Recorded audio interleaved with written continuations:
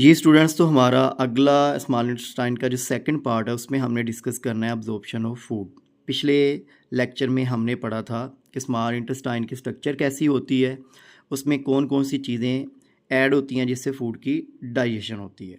तो अब हम पढ़ेंगे अब्जॉर्प्शन ऑफ फूड। ये अलहदा से लॉन्ग क्वेश्चन आ सकता है, बहुत ही इंपॉर्टेंट पॉइंट है और बहुत ईजी आसान है। बस आपने थोड़ी सी बेसिक चीज़ों को, इसकी स्ट्रक्चर को समझना है और फिर आपको आगे कैसे कैसे फूड इसमें अब्जॉर्ब हो रही इसकी भी समझ आ जाएगी। तो हम देखते हैं हमारी बुक पे क्या बताया हुआ है। After the complete digestion of food the end product that is amino acid, simple sugar, glycerol and fatty acid etc। अब अगर हम बात करते हैं हमारी जो फूड है जब वो डाइजेस्ट होती है तो उनसे क्या क्या चीज़ें निकलती हैं, amino acid, simple sugar, glycerol. सबसे पहले तो आपको ये बात पता होनी चाहिए, बल्कि आपने जो सबसे पहले लेक्चर पढ़ा था उसमें ये बात पढ़ ली थी कि हम जो कार्बोहाइड्रेट्स खाते हैं जिसमें स्टार्च यानी पॉलीसेकेराइड आ जाती है, जब ये डाइजेस्ट होता है, मैं इधर लिख देता हूँ स्टार्च, ये भी आप याद रखिएगा, ये पॉलीसेकेराइड है। जब ये डाइजेस्ट होगा तो ये सिंपल शुगर के अंदर कन्वर्ट हो जाते हैं। अब जो सिंपल शुगर है वो ग्लूकोज है। उसके बाद अगर हम बात कर लेते हैं प्रोटीन जो होती हैं, जो प्रोटीन डाइजेस्ट होंगी तो ये डाइजेस्ट होके किस में कन्वर्ट हो जाती हैं, अमाइनो एसिड्स के अंदर। ये भी आपने याद रखना है। फिर उसके साथ ही अगर हम बात करें तो हमारे पास फिर और हमारी फूड में क्या था, फैट्स थे, फैट्स यानी लिपिड्स वगैरह। अब जो फैट्स की जब डाइजेशन होती है तो इसके अंदर से निकलता है ग्लिसरॉल और साथ निकलता है फैटी एसिड्स। अब ये डाइजेशन के बाद होता है, ये स्मॉल इंटेस्टाइन के अंदर हो जाएगा। अब इसमें हमारी फूड में मौजूद स्टार्च से जो सिंपल शुगर निकली है और प्रोटीन से जो अमाइनो एसिड निकले हैं ये ब्लड में जाएंगे, जबकि जो फैटी एसिड और ग्लिसरॉल निकले हैं ये ब्लड के अंदर नहीं जाते। अब ये तीनों चीज़ों की एब्जॉर्प्शन होनी है। अब जो ग्लिसरॉल और फैटी एसिड्स हैं ये जाएंगे हमारे लिम्फेटिक सिस्टम के अंदर, जबकि प्रोटीन से अमाइनो एसिड और सिंपल शुगर हमारे ब्लड के अंदर जाएंगे। ये कैसे एब्जॉर्ब होंगे इसके बारे में अब हम डिस्कस करते हैं। तो यहाँ बताया है कि ये जो हमारी प्रोडक्ट्स हैं ये किधर जाएंगी, कंप्लीट डाइजेशन के बाद हमारे जो सर्कुलेटरी सिस्टम है उसके अंदर अब्जॉर्ब होंगी, जज़ब होंगी। Move from elementary kanal into the circulatory system, ये एलिमेंट्री क्लास से मूव कर जाएंगे सर्कुलेटरी सिस्टम के अंदर। सर्कुलेटरी सिस्टम में हमारे अंदर दो चीज़ें आ जाती हैं, ये याद रखिएगा, हमने आगे एक चैप्टर में पढ़ना भी है। एक है ब्लड सर्कुलेटरी सिस्टम जिसमें ब्लड होता है, blood vessels, artery, when, capillaries, और उसके अलावा इसमें हार्ट आ जाता है, यानी ब्लड ने सर्कुलेट करना है। और दूसरे नंबर पे एक लिम्फेटिक सिस्टम होता है, इसमें लिम्फ वेजल्स होती हैं, एक फ्लूइड होता है जो वाइट सा लिक्विड होता है, ये भी ब्लड की तरह सर्कुलेट करता है लेकिन ये बॉडी में कम होता है।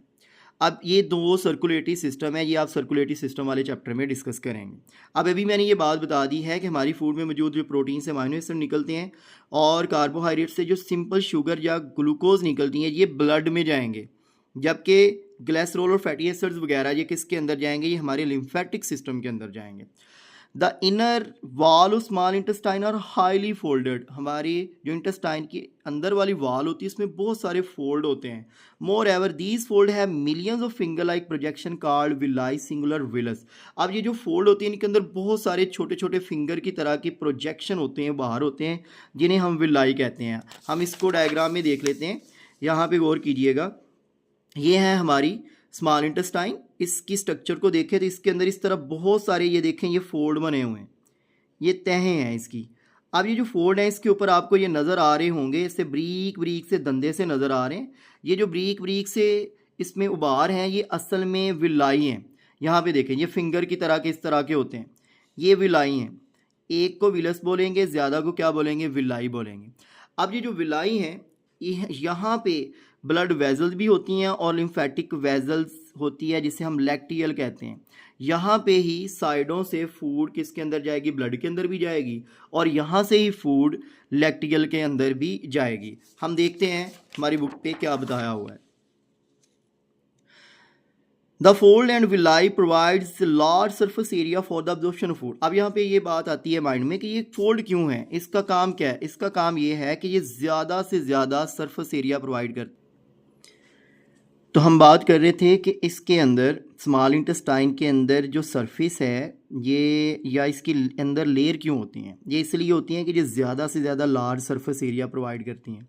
जितना सतही एरिया या सरफेस एरिया ज़्यादा होगा उतनी अब्जॉर्प्शन क्या होती है, ज़्यादा होती है।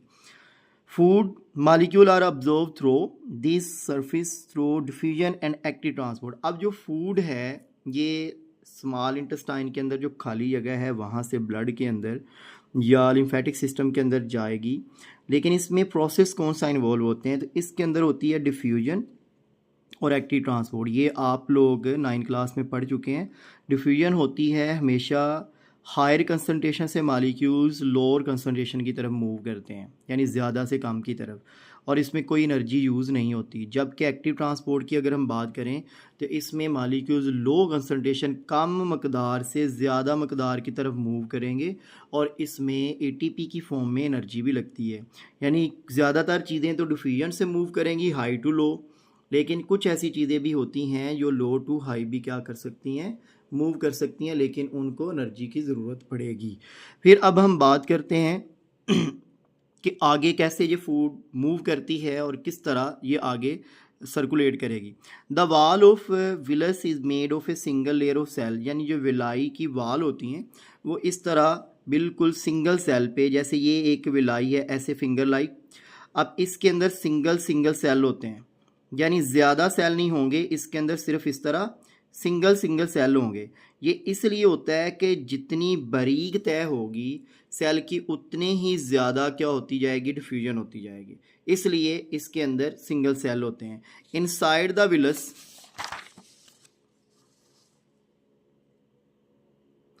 There are blood capillaries and a lymph vessel called lacteal. अब विलस यानी विलाई के अंदर क्या होता है, इसमें ब्लड कैप्रीज होती हैं जिसमें ब्लड होता है, और दूसरा लिम्फ वेसल जो लिम्फेटिक सिस्टम का हिस्सा होती है जिसे हम लैक्टियल कहते हैं। ये बहुत ही इंपॉर्टेंट शॉर्ट क्वेश्चन है, व्हाट इज़ लैक्टियल, तो ये आप इसको याद रखिएगा।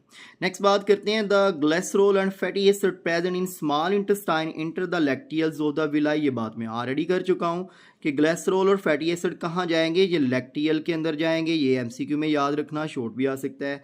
The lacteal carry them to the main lymphatic vessel या lymph vessel which empty into the blood vessel near the heart. अब ये लैक्टियल फिर जाएगी और एक मेन लिम्फ वेसल होती है जो हमारे एब्डोमेन में होती है, उसके अंदर ओपन होगी, फिर वो ऊपर की तरफ मूव करेगी which empty into the blood vessel. वो बड़ी लिम्फ वेसल हमारी ब्लड वेसल्स के अंदर जाके ओपन होगी नियर द हार्ट, वो दिल के पास जाके ओपन होगी। ऐसा क्यों होता है, ये बहुत सारे बच्चों के माइंड में क्वेश्चन होगा। ऐसा इसलिए है कि ये जो ग्लिसरॉल और फैटी एसिड्स हैं ये दोबारा जुड़ सकते हैं और जुड़ के फैट लिपिड बना सकते हैं, और ये हमारी ब्लड कैपरीज के अंदर जम सकते हैं। जब ये जम जाएंगे, रुक जाएंगे, क्योंकि फैट जम जाता है, सॉलिड हो जाता है, इस फ्रीज हो जाता है, इस वजह से ब्लड की मूवमेंट भी रुक सकती है। और अगर ब्लड की मूवमेंट रुक गई तो बहुत सारे प्रॉब्लम हो सकते हैं, यहाँ तक कि हार्ट अटैक भी आ सकता है, हमारे बहुत सारे बॉडी के ऑर्गन डैमेज हो सकते हैं, काम करना छोड़ सकते हैं। तो अब ये क्या करती हैं, लिम्फ वेसल्स के ज़रिए हार्ट के पास जाके हमारे ब्लड के अंदर इंटर होती हैं। तो आपके माइंड में फिर ये भी क्वेश्चन आ सकता है कि हार्ट के पास जाके भी तो जम सकता था। इसकी वजह ये है कि हार्ट के पास जो भी हमारी ब्लड वेसल्स होती हैं उनका डायामीटर बड़ा होगा, तो वहाँ से ये लिपिड्स फैट्स इजीली गुजर जाते हैं। जबकि हमारे आर्गन के अंदर जैसे जो कैपरीज हैं हमारी इस विलाई के अंदर, ये बहुत छोटी होती है, इनका डायामीटर बहुत कम होता है। यहाँ पे लिपिड्स अगर जम जाएंगे तो वहाँ से ब्लड का गुजरना ही बहुत ज़्यादा मुश्किल हो जाएगा। इसलिए ये हार्ट के पास जाके बड़ी वेसल के अंदर इंटर होते हैं, और फिर वहाँ से जो फैट्स वगैरह हैं या फैटी एसिड हैं या ग्लिसरॉल हैं उनको बॉडी के बाकी पार्ट्स तक भेजा जाता है। अमाइनो एसिड जो होते हैं and simple sugar enter the blood capillaries of villi. Amino acid और सिंपल शुगर किसके अंदर जाएंगे, ये ब्लड कैपरीज के अंदर जाएंगे। These capillaries join to make hepatic portal vein. अब ये कैपरीज जॉइंस करके क्या बनाएंगी, एक वेन बनाती हैं, ठीक है, और वेन ब्लड को किधर लेके जाती हैं, हार्ट की तरफ। लेकिन अगर हम बात करें तो यहाँ पे जो वेन है इसका नाम है हेपेटिक पोर्टल वेन। ये एक ऐसी वेन होती है जो हमारे डाइजेस्टिव सिस्टम से फूड को, या जो ब्लड है वो फूड को लेके किधर जाता है, लीवर तक जाता है, जिगर तक जाता है। ये डायरेक्ट हमारे हार्ट में नहीं जाएगी। अब हेपेटिक का मतलब ही लीवर है, पोर्टल वेन, ये पोर्टल सिस्टम होता है, सर्कुलेटरी सिस्टम के अंदर आप पढ़ेंगे, ये मैं थोड़ा सा इसके बारे में बता देता हूँ। ऐसा ब्लड सर्कुलेटरी सिस्टम जिसमें एक आर्गन से जहाँ से ब्लड मूव करना स्टार्ट होता है वहाँ भी कैपरीज हों, कैपरीज का बेड हो। जैसे यहाँ पे हमने बात की है स्मॉल इंटेस्टाइन में भी कैपरीज थी। फिर जहाँ पे जाके इन्होंने एंटर होना है, रुकना है जिस भी आर्गन के अंदर, वहाँ भी कैपरीज का बेड हो। यानी जहाँ पे प्रोसेस एंड होना है, यहाँ पे जाके ब्लड किसी भी चीज़ में एंटर होगा, वहाँ भी कैपरीज हों। तो हमारी इंटेस्टाइन में भी कैपरीज थी और वो जुड़ के वेन बनी। फिर जब ये जाके लीवर के अंदर ब्लड जाता है, हमारी फूड को लेके जाता है, वहाँ भी बहुत सारी कैपरीज होती हैं, कि जाल होता है। तो इस वजह से इसको हेपेटिक पोर्टल वेन कहते हैं। ये भी याद रखिएगा, आगे बड़ी क्लासेस में आप लोग पढ़ेंगे, ये आपकी इन्फॉर्मेशन के लिए है। बच्चे क्वेश्चन पूछते हैं कि इसको हेपेटिक पोर्टल वेन क्यों कहते हैं।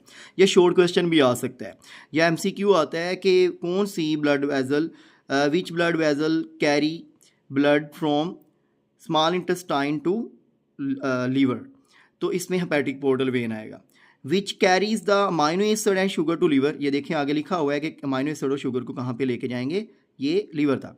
फ्रॉम लीवर, फिर अब लीवर से आगे क्या करेगी। अब ये बात भी बता दूं कि लीवर में क्यों जाती है, आपके माइंड में ये भी क्वेश्चन आ सकता है। इसलिए कि लीवर में जाके हमारी जो एक्स्ट्रा फूड होती है, जैसे ग्लूकोज जितना यूज़ करना है वो तो आगे जाएगा हमारे हार्ट में, एक्स्ट्रा को वहाँ पे स्टोर कर लिया जाएगा। अमाइनो एसिड को भी स्टोर कर लिया जाएगा, क्योंकि अमाइनो एसिड को तोड़ के फिर फर्दर आगे उससे जो भी चीज़ें बनाई जाती हैं वो काम किया जाता है।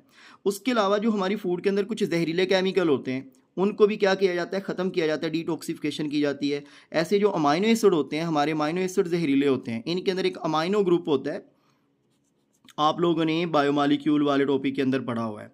ये अगर हम बात करें, कार्बन है, अल्काइल ग्रुप है R, और इसके बाद अगर हम साइड चेन R है, हाइड्रोजन है, और इसके साथ कार्बोक्सिलिक ग्रुप होता है।